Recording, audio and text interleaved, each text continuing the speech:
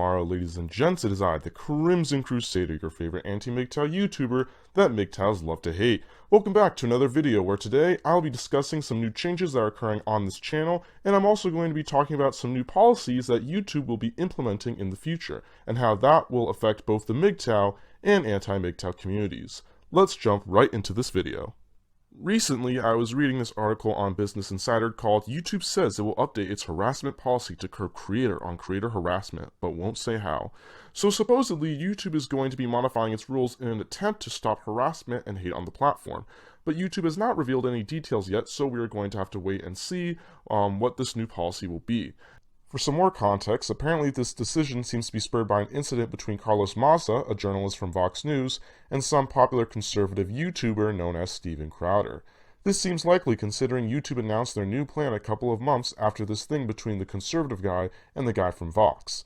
Maza claims that Crowder supposedly said some racist and homophobic things about him, and that Crowder was harassing him in his videos criticizing Maza.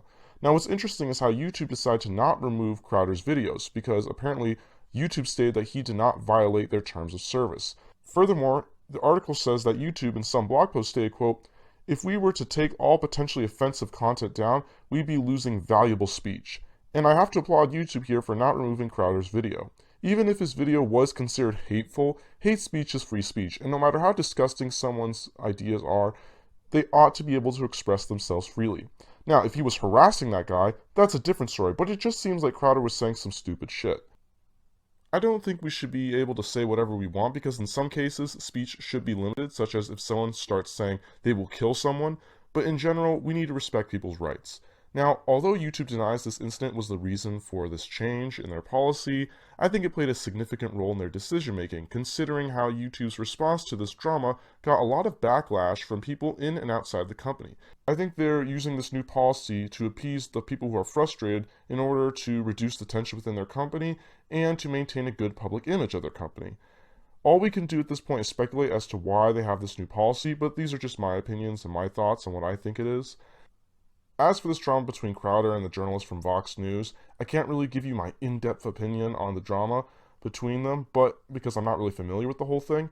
But what I will say is if Crowder was making personal attacks, I condemn that kind of behavior because it's not only disrespectful and irrational, but it really doesn't help anyone. I really don't see how disparaging other people is something good on this platform. People should be focused on debating ideas and refrain from attacking each other. Intellectual debate is how we develop our critical thinking skills, and it helps you better communicate your ideas.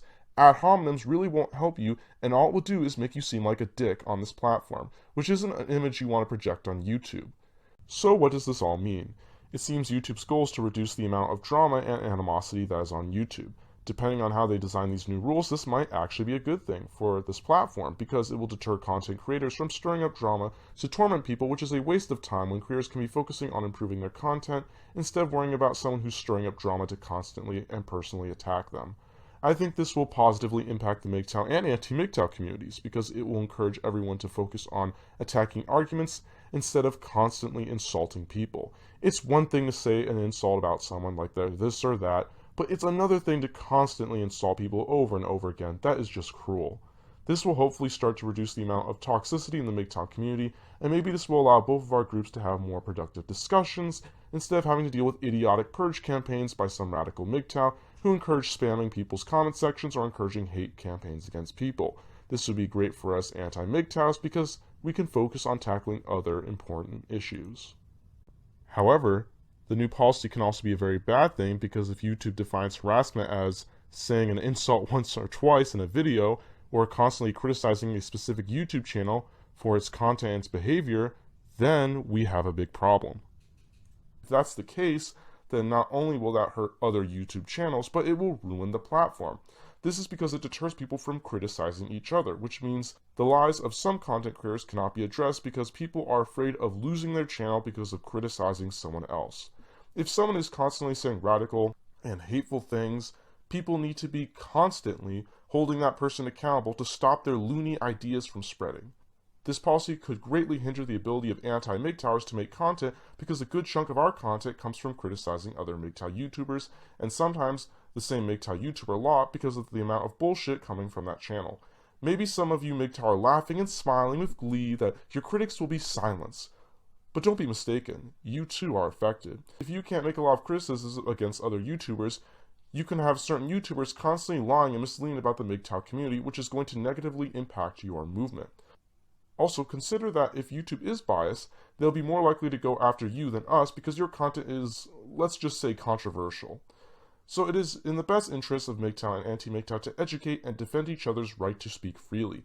I urge everyone to be mindful of what's going on and to fight for a man's right to speak freely, regardless of his color, content, or creed, if YouTube's new policy ends up like this. Again, I'm not saying YouTube is bad. In fact, so far, YouTube seems to be doing a good job here by taking a step forward to protect content creators. But it could also come at the price of our freedom if YouTube isn't careful in its plan to modify its current rules. All I'm doing is giving you my opinion of what might happen and how it might affect you. Nothing is set in stone, and there are probably other possibilities out there too. These are just the two likely possibilities that I think will happen, depending on how YouTube phrases or structures their new policy. Now, while many are worried about YouTube abusing these policies, that is the least of our worries. I'm more worried about other YouTubers and people in general using these new policies to gain control of the platform by taking advantage of the system to silence their critics. It's a serious risk to the anti-MGTOW community because, as I've stated before, anti-MGTOW literally cannot exist if it doesn't have the ability to criticize ideas. And it's even harder to do that when most of these arguments are coming from content creators. While the anti-MGTOW community might have some radical individual that exists out there who might try to abuse this, it's not as much of an issue for us as it would be for the MGTOW community. This is because A, we are not that big, which means the people in our community are not going to have as much influence. And B, we do a better job at making an effort to hold other people in our own community accountable for saying stupid shit. However, I am noticing that some, not all MGTOW, are playing the victim and demonizing others in an attempt to paint the other side as some sort of aggressive force of evil to make people look like bullies so they can shut them down. You should find this behavior very concerning because someone could use that to manipulate people into shutting down anti-MGTOW and MGTOW channels. Now, I believe many MGTOW will not pull this kind of shit, but unfortunately, other radical ones will not care. Considering how the MGTOW community has a track record of not really criticizing their own members, that often criticizing their own members and holding them accountable, it's likely many will not do anything to fight against such toxicity in their community, which is just very sad. Not all MGTOW are bad, and I know there are some good and decent MGTOW out there. However, anti-MGTOW, listen, we must take the high road and avoid using such manipulative tactics, and if I find that anyone is pulling this kind of shit, expect a video condemning your disgusting actions because it's making you look like a weak beta male. Anti-MGTOW, to avoid losing your whole channel because of this new harassment policy, you can try these two things if you haven't done them yet. The first thing is to stop making personal attacks of any kind and to start focusing on arguments. That means don't say fuck you, don't call people cucks, don't call people incels. Just focus on the argument, just don't be stupid. The rule of thumb for me is anything is fair game to criticize as long as you are not maliciously or personally making attacks on that person. What does that mean? Basically, just criticize someone's actions, attitudes, and arguments. In some cases, this will not work because you may have that radical MGTOW out there who decides to be, well, not so nice and abuse the system and get your channel deleted. And what you need to do is you need to create a plan B, which may be creating a backup channel and advertising that on your YouTube channel, so if something like that does happen to you in the future, you won't lose your loyal audience members. To secure your backup channel, you need to find an alternative platform to post your content on. Now today, I just created a BitChute account, and I'm already posting videos on there. For those who don't know, BitChute is basically a website that allows you to post videos like YouTube. However, the advantage to BitChute is it's not as restrictive as YouTube when it comes to the kind of content you can post.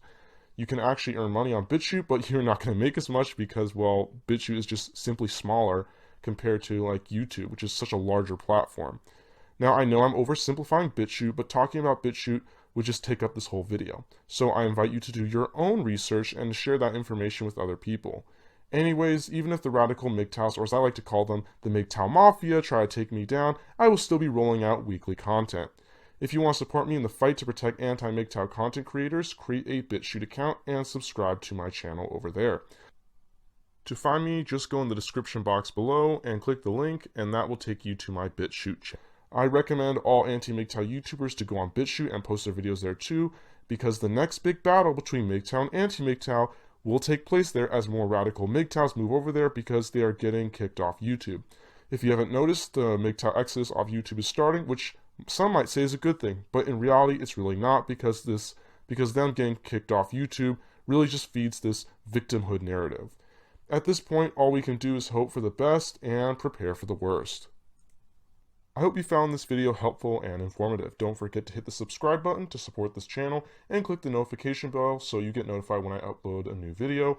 Once again, just take a little bit of time to subscribe to my BitChute channel.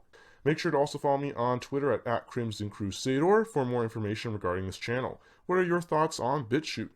What do you think about YouTube's new policy about creator-on-creator harassment? And are people unfairly being censored on purpose by YouTube because of some sort of secret agenda? Let me know what you think in the comments below. My fair ladies and honorable gents, fare thee well.